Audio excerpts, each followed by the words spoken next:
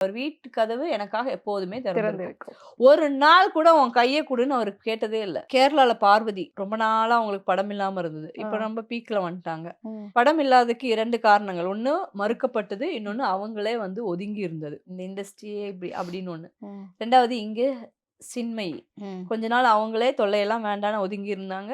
நெறைய பாடல்கள் அவங்களுக்கு மறுக்கப்பட்டது. ம். சரியா? இது எல்லாமே வந்து தீர்மானமா அவங்க வந்து ஒரு சாட்சி குடுத்திருந்தாங்கன்னு வச்சுக்கோங்களேன். ம். ஏன் அதுக்கு சட்டப்படி நடவடிக்கை எடுக்கல? ம். அப்படின்னு ஒண்ணு கேட்கணும். ம். ஓகே. இல்ல. இது வந்து 3 வயசு குழந்தையோ, 5 வயசு குழந்தைக்கோ நடந்த துன்புறுத்தல் அல்ல. ஒரு குறிப்பிட்ட ஏஜ் வந்ததுக்கு அப்புறம் தான் இவர்களுக்கெல்லாம் நடந்திருக்குது.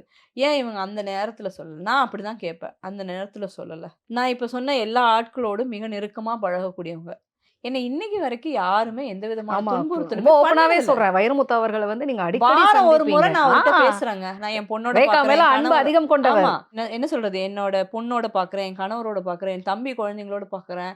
எ எப்ப வேணாலும் வீட்டுக்கு வந்து விளையாடு. அவர் இருக்கணும்னு கூட அவசியம் இல்ல. அவர் வீட்டு கதவு எனக்காக எப்போதுமே திறந்திருக்கும். திறந்திருக்கும். ஒரு நாள் கூட உன் கைய குடுன்னு அவரு கேட்டதே இல்ல. நான் தான் சொல்லுவேன். இந்த விரல்கள் தான் எழுதியது ஐயா! ஒரு நாள் இந்த விரலை பிடிப்பேன் அப்படின்னு நான் சொல்லுவேன். எனக்கு அவருடைய எழுத்து தாங்க நான் காதலிக்கிறேன். அந்த மனுஷனுக்கு அவர் வெள்ளையா, கருப்பா, சிவப்பா, ஹைட்டா, குள்ளி நமக்கு அது தேவையே இல்ல. நம்ம அத தேடி போகல.